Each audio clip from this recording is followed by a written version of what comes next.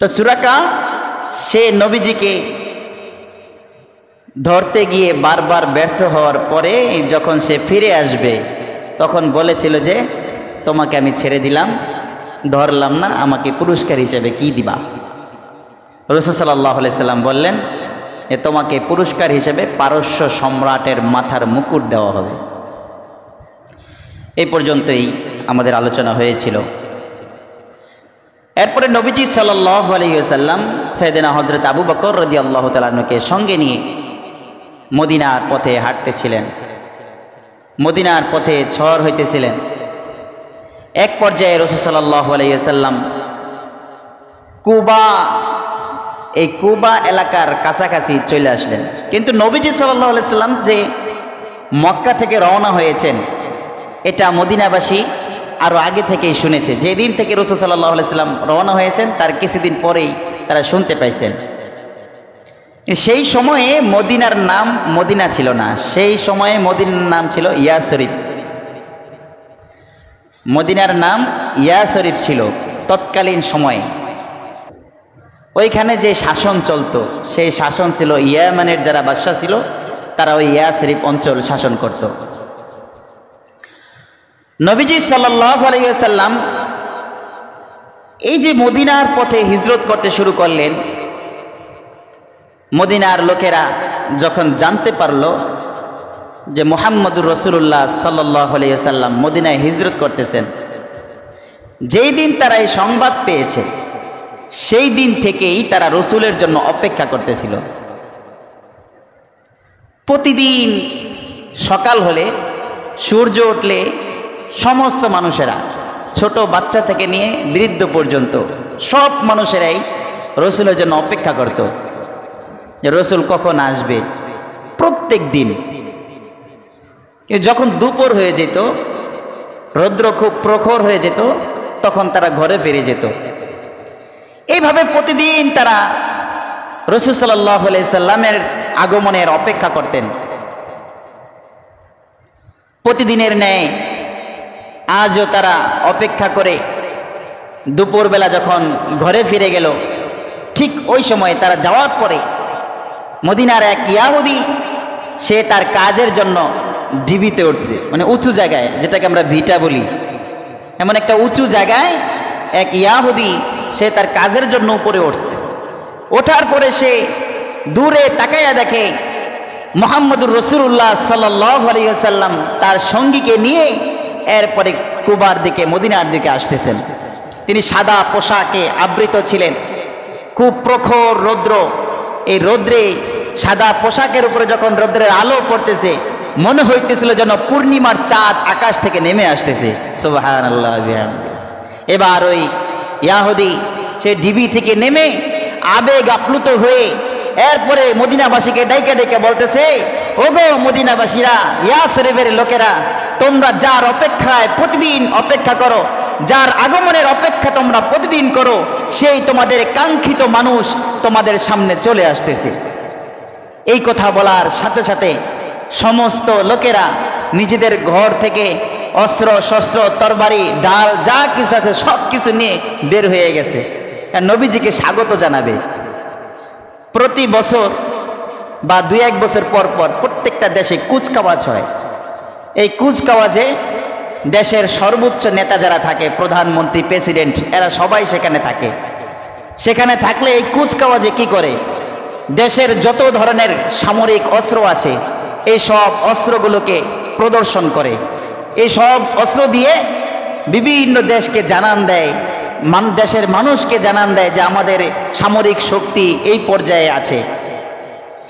তো রাসূল সাল্লাল্লাহু আলাইহি সাল্লাম যখন আগমন করলেন, ইয়াসরিবের লোকেরা, মদিনার লোকেরা তারা অস্ত্র শস্ত্র নিয়ে রাসূল সাল্লাল্লাহু আলাইহি সাল্লামকে স্বাগত জানানোর জন্য কুচকাওয়াজ করতে লাগলো।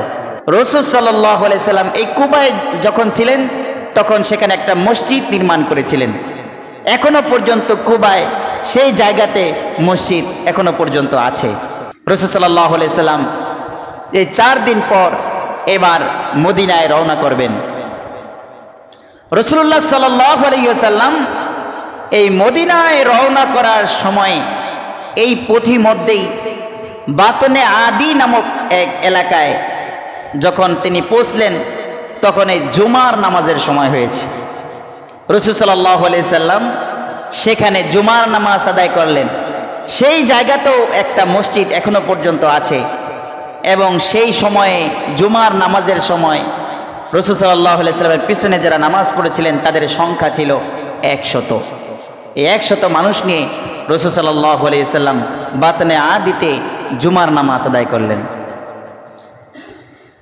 এরপরে নবীজি সাল্লাল্লাহু আলাইহি সাল্লাম মদিনার দিকে রওনা হলেন, ইয়াসরিবে রওনা হলেন। ওই দিন মদিনার অবস্থা এমন ছিল যে মদিনাবাসীর সকল ছোট ছোট বাচ্চারা তারা নবীজিকে স্বাগত জানানোর জন্য সিরিয়াল ধরে লাইন ধরে দাঁড়িয়ে রয়েছে। যেমনইভাবে উল্লেখযোগ্য কোনো বড় বড় নেতারা আসলে, মন্ত্রী মিনিস্টাররা আসলে যেভাবে দুই পাশে লাইন ধরে মানুষেরা তাদেরকে স্বাগত জানায়, অনুরূপভাবে মদিনার ছোট ছোট ছেলে মেয়েরা এবং সমস্ত ধরনের মানুষেরা, এমনকি যারা নতুন মুসলমান হয়েছে এবং যারা মুসলমান হয়ও নাই, যারা মুসলমান হয় নাই তারাও নবীজিকে দেখার জন্য এসেছে। যে কাকে দেখার জন্য মুসলমানরা এত অপেক্ষমান, কাকে স্বাগত জানানোর জন্য মুসলমানরা এত অধীর আগ্রহে আছে, একটু দেখে আসি সেই লোকটাকে। সমস্ত বাচ্চারা নবীজি সাল্লাল্লাহু আলাইহি সাল্লামকে স্বাগত জানাইতেছে আর বলতেছে, তলা আল বাদরু আলাইনা মিন সানিয়াতিল ওয়াদা ওয়াজাবা শুকরু আলাইনা মাদা লিল্লাহি দা। এইভাবে তারা কবিতা আবৃত্তি করতেছিল আর নবীজি সাল্লাল্লাহু আলাইহি সাল্লামকে স্বাগত জানাইতেছিল। নবীজি সাল্লাল্লাহু আলাইহি সাল্লাম মদিনায় প্রবেশ করলেন। সেই দিন থেকে ইয়াসরিবের নাম হয়ে গেল মদিনাতুর রাসূল সাল্লাল্লাহু আলাইহি ওয়াসাল্লাম। মদিনাতুর রাসূল অর্থাৎ রাসূলের শহর নাম হয়ে গেছে, সংক্ষেপে আমরা বলি মদিনা। সেই দিন থেকে এই মদিনার নাম হয়েছে। আগে ছিল ইয়াসরিব, এখন থেকে হয়েছে মদিনাতুর রাসূল সাল্লাল্লাহু আলাইহি ওয়াসাল্লাম। নবীজি সাল্লাল্লাহু আলাইহি ওয়াসাল্লাম যখন মদিনায় প্রবেশ করলেন, মদিনার সমস্ত লোকেরা, এমনকি যে সমস্ত আনসার সাহাবীরা গরিব ছিল, ফকির ছিল, মিসকিন ছিল, যাদের কাছে টাকা পয়সা অর্থ করে ছিল না, ভালোভাবে মেহমানদারি করার মতো যাদের কাছে কোনো সামর্থ্য ছিল না, কিন্তু তাদের হৃদয়টা চাইতো নবীজি যেন আমার ঘরে আসে, আমার ঘরে বসে। সবার একই চাহিদা, সবাই চায় নবীজি যেন আমার ঘরে আসে, আমার ঘরে বসে। কিন্তু নবীজি সাল্লাল্লাহু আলাইহি ওয়াসাল্লাম সাহাবীদেরকে জানায়া দিলেন, ও আমার সাহাবীরা, তোমরা এই উটের লাগাম ধরে টানাটানি করিও না। আমি কোথায় যাব, কার বাড়িতে যাব, এটা আমি নিজেও জানি না, তবে আল্লাহ তাআলা আমার উটকে জানায়া দিয়েছেন। আমি কোথায় যাব, কোথায় কার বাসায় গিয়ে বসবো, এটা আল্লাহ তাআলা উটকে জানায়া দিয়েছেন। সুতরাং তোমরা উটের লাগাম ছেড়ে দাও, উট যেখানে গিয়ে বসবে আমি সেখানেই থাকবো। এবার সাহাবায়ে কেরাম রাদিয়াল্লাহু আনহুম আজমাইন তারা এবার উটের লাগাম নিয়ে কেউ টানাটানি করলো না, সবাই উটের লাগাম ছেড়ে দিল। এরপরে উট আস্তে আস্তে হাঁটতে শুরু করলো। হাঁটতে হাঁটতে বর্তমান যেখানে মসজিদে নববী আছে সেই জায়গাতে উট গিয়ে বসে পড়লো। নবীজি সাল্লাল্লাহু আলাইহি সাল্লাম উটের থেকে নামলেন না, উটটা আবার দাঁড়ায়া গেল। আবার কিছুক্ষণ সামনে গেল, সামনে যাওয়ার পরে উট আবার পুনরায় এসে ওই জায়গাতেই বসে পড়ল। ওই জায়গাতে যে সাহাবীর বাড়ি ছিল সেই সাহাবীর নাম হচ্ছে হযরতে আবু আইয়ুব আনসারী রাদিয়াল্লাহু তাআলা আনহু। তিনি সেখানে ছিলেন, তবে এটা তার বাড়ি ছিল না। নবীজি যে এখানে আয়েশা বসবেন এর আয়োজন ছিল আরো 900 বছর আগে। কত বছর আগে? 900 বছর আগেই এটার ব্যবস্থাপনা ছিল যে নবীজি সাল্লাল্লাহু আলাইহি সাল্লাম এই জায়গাতে এসে বসবেন। এমন এক আশ্চর্যজনক ঘটনা। তাহলে 900 বছর আগে এর আয়োজন কিভাবে হলো? এখানে তো মানুষের বসবাস নাই, এখানের পরিবেশ, এখানের যে শস্য, এখানে যে ফসল ওরকম ভাবে নাই যে মানুষ এখানে সুন্দরভাবে বসবাস করবে। 900 বছর অর্থাৎ নবীজির জন্মের 900 বছর আগে ইয়ামানের বাদশা ইয়াসরিবে একজন গভর্নর পাঠাইছিলেন বিচার কাজ পরিচালনা করার জন্য। সে যখন বিচার করতে আসে তখন এই ইয়াসরিবের লোকেরা অর্থাৎ মদিনার লোকেরা ওই গভর্নরকে হত্যা করে। ওই গভর্নরকে হত্যা করার পরে যখন ইয়ামানের বাদশার কাছে খবর যায়, সেই ইয়ামানের বাদশার তখনকার ইয়ামানের বাদশার নাম ছিল তুব্বা আল হিমারি। এই তুব্বা আল হিমারির কানে যখন যায় যে তার পাঠানো গভর্নরকে মদিনাবাসীরা হত্যা করেছে, এবার ইয়ামানের বাদশা রাগান্বিত হয়ে গেল। কি ব্যাপার, আমার পাঠানো গভর্নরকে তারা হত্যা করেছে, এবার আমি মদিনায় যাব আর সেখানকার এলাকাকে আমি লণ্ডভণ্ড করে দেব, একেবারে ওই এলাকায় আমি ধ্বংস করে দিব। ইয়াসরিবে যখন ইয়ামানের বাদশা সে যখন তার সঙ্গী সাথী সৈন্যবাহিনী নিয়ে ইয়াসরিবে আসলো, মদিনায় আসলো, আসার পরে তাদের সাথে একজন পাদ্রী ছিল। পাদ্রী মানে খ্রিস্টানদের যে পাদ্রী থাকে, ইহুদিদের যে পাদ্রী, আমাদের যারা ধর্মীয় শিক্ষা যারা দেয় মুসলমানদেরকে তাদেরকে আমরা আলেম বলি, তাদেরকে আমরা আলেম বলি, কিন্তু ইহুদিরা তাদের যে আলেম ছিল তাদেরকে তারা পাদ্রী বলতো। তো তাদের সাথে একজন পাদ্রী ছিল। এই পাদ্রী যখন ইয়াসরিবে আসছে, আসার পরে ইয়াসরিব অর্থাৎ মদিনার পরিবেশ দেখলেন, সেখানে পাথর এলাকা, জমিনটা পাথরের এবং ঘন ঘন খেজুর গাছ দেখা যায়। পরিবেশটা এরকম, সে তাওরাতের মধ্যে নবীজির আগমনের যেই পরিবেশ থাকবে, যেই এলাকা থাকবে, এটা যে পড়েছে তাওরাত কিতাবের মধ্যে। এবার সে ইয়ামানের বাদশা তুব্বা আল হিমারিকে বলতেছে, জাহাপনা, আপনি যে এই এলাকা ধ্বংস করতে চান, আমি আল্লাহর কসম করে বলতেছি, আমি কিতাবের মধ্যে যেইভাবে পড়েছি, বিশ্ব নবী, সর্বশেষ নবী, আখেরি জামানার নবী যেই এলাকার মধ্যে হিজরত করে আসবেন, আমি আল্লাহর কসম করে বলি, এই যে আমরা যেই এলাকায় আছি এই এলাকাটাই সেই এলাকা, আমরা যে এলাকায় আছি এটাই সেই এলাকা, তাহলে আপনি এই এলাকা কিভাবে ধ্বংস করবেন? এবার ইয়ামানের বাদশা তুব্বা আল হিমারি সে সৈন্য সঙ্গী যারা ছিল সবাইকে সাক্ষী রেখে বলতেছে, তুমি যেহেতু বলেছো শেষ জামানার নবী এখানে আসবে, তবে আমি সবাইকে সাক্ষী রেখে বললাম, আমি ওই শেষ জামানার নবীর উপরে ঈমান আনলাম। সুবহানাল্লাহ। নবীজি এখনো দুনিয়াতে আসছে? এখনো দুনিয়াতে আসে নাই। নবীজি দুনিয়াতে আসার 900 বছর আগের ঘটনা এটা। এবার ইয়ামানের বাদশা চিন্তা করল, যেহেতু এই জায়গায় শেষ জামানার নবী আসবে আর তার উপরে আমি ঈমান এনেছি, এখন তিনিও আমার নবী, তিনি আমার দোস্ত, আমি তার সাথে বন্ধুত্ব করব, কিন্তু আমার নবী যেহেতু এখানে আসবে তার জন্য আমি কি আয়োজন করব, তার জন্য আমি কি ব্যবস্থাপনা করব। এরপর তিনি সৈন্য সঙ্গীদেরকে তিনি আদেশ করলেন, সেনাবাহিনীদেরকে বললেন, এখানে একটা বিল্ডিং করো, এখানে একটা ঘর নির্মাণ করো। পাথর দিয়ে একটা ঘর নির্মাণ করা হলো, 2 তলা ঘর, কিন্তু মাঝখানের যে পার্টিশন ছিল সেটা ছিল কাঠের। এই 2 তলা ঘর নির্মাণ করলো। এই 2 তলা ঘর নির্মাণ করার পরে ইয়ামানের বাদশা একটা চিঠি লিখলো। চিঠির মধ্যে তিনি লিখলেন, আমি আল্লাহর উপরে ঈমান আনলাম এবং শেষ জামানার নবীর উপরে আমি ঈমান আনলাম এবং এই নবীর শরীয়তের উপরেও আমি ঈমান আনলাম, এই নবীর আদর্শের উপরে, সুন্নাহর উপরে আমি ঈমান আনলাম। এইভাবে চিঠি লিখে এরপরে ওই ঘরে একজনকে বললেন, এই চিঠিটা তোমার কাছে রাখো, এবং কিছু লোকদেরকে সাথে সঙ্গীদেরকে বলল, তোমরা এখানে বসবাস করতে থাকো, তোমাদের যাবতীয় খরচ ইয়ামান রাষ্ট্র, তোমাদের রাষ্ট্রীয়ভাবে এই খরচ বহন করা হবে, সুতরাং তোমরা এখানে বসবাস করতে থাকো। কিছু লোককে সেখানে বসবাস করার জন্য বলা হলো, আর সেই চিঠি দেওয়া হলো। নবীজি সাল্লাল্লাহু আলাইহি ওয়াসাল্লামের অপেক্ষায় ওই লোকেরা 1 দিন 2 দিন 3 দিন, 1 মাস 2 মাস 3 মাস, এভাবে 1 বছর 2 বছর, 100 বছর চলে গেছে, কিন্তু নবীজির কোনো খবর নাই। এরপরেও প্রজন্মগতভাবে যে এখান থেকে বিদায় নিয়ে যায় সে ওসিয়ত করে চলে যায়, এই চিঠিটা তোমার কাছে রাখো, যখন শেষ জামানার নবী আসবে তার কাছে এই চিঠি দিবে। এইভাবে প্রজন্মের পর প্রজন্ম চিঠি এইভাবে ওসিয়ত করে রেখে যায়। 900 বছর যখন হয়ে যায়, এই 900 বছর পরে নবীজি সাল্লাল্লাহু আলাইহি ওয়াসাল্লাম দুনিয়াতে জন্মগ্রহণ করেন। এই 900 বছর পরে তিনি মক্কায় জন্মগ্রহণ করেন।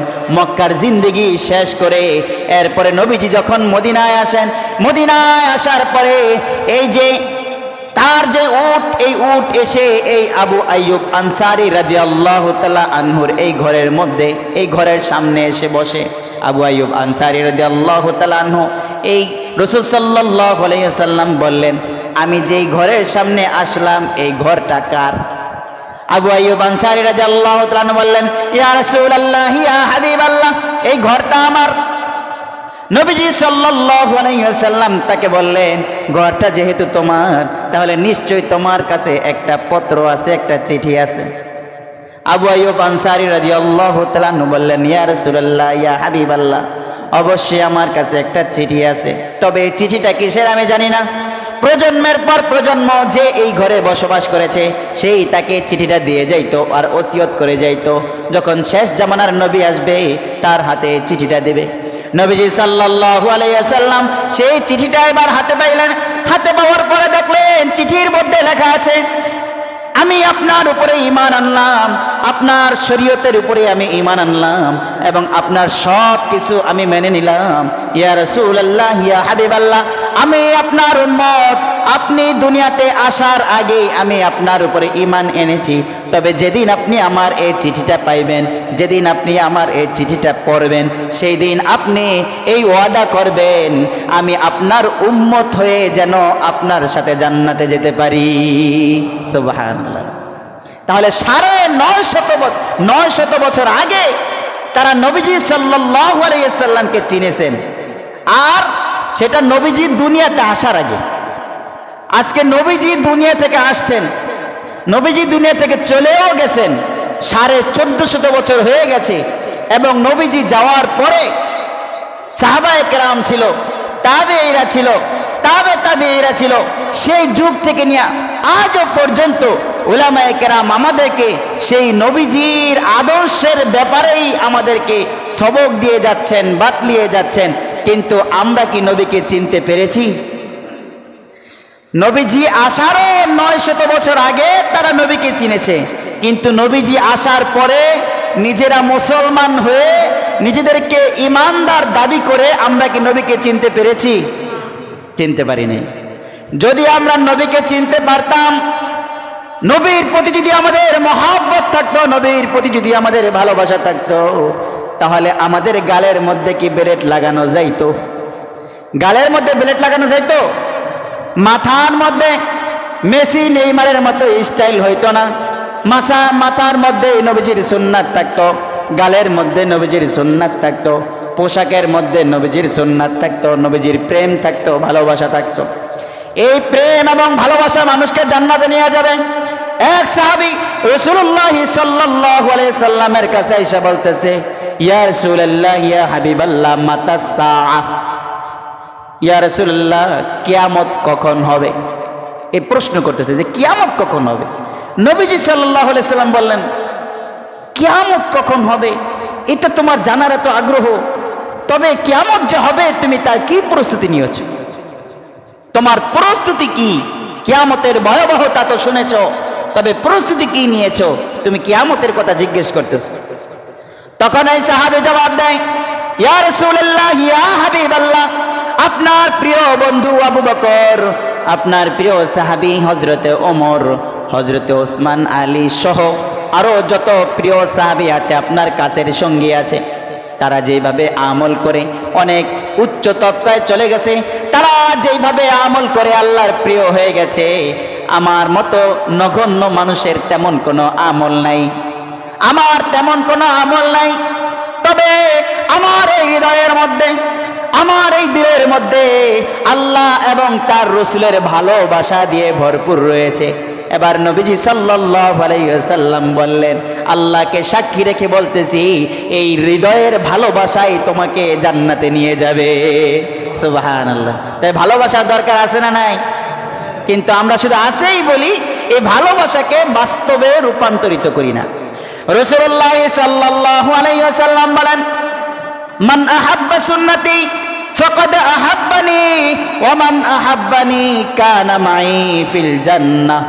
যে ব্যক্তি আমার সুন্নাতকে ভালোবাসলো সে যেন আমি নবীকেই ভালোবাসলো, আর যে ব্যক্তি আমি নবীকে ভালোবাসলো সেই ব্যক্তি আমি নবীর সাথে জান্নাতে যাবে। সুবহানাল্লাহ। এই জন্য নবীর সুন্নাত মাথায় লাগাইতে হবে, নবীর সুন্নাত গালে লাগাইতে হবে, নবীর সুন্নাত শরীরের মধ্যে লাগাইতে হবে, নবীর সুন্নাত ব্যবসার মধ্যে লাগাইতে হবে, নবীর সুন্নাত লেনদেনের মধ্যে লাগাইতে হবে, নবীর সুন্নাত ওয়াদার মধ্যে লাগাইতে হবে, নবীর সুন্নাত কথার মধ্যে লাগাইতে হবে, নবীর সুন্নাত পরিবারের মধ্যে লাগাইতে হবে। পারবো তো ইনশাআল্লাহ? পারবো তো ইনশাআল্লাহ? নবীর সুন্নাত যদি আমরা সমাজের মধ্যে প্রতিষ্ঠিত করতে পারি তাহলে আমাদের এই সমাজটা সোনালী সমাজ হয়ে যাবে।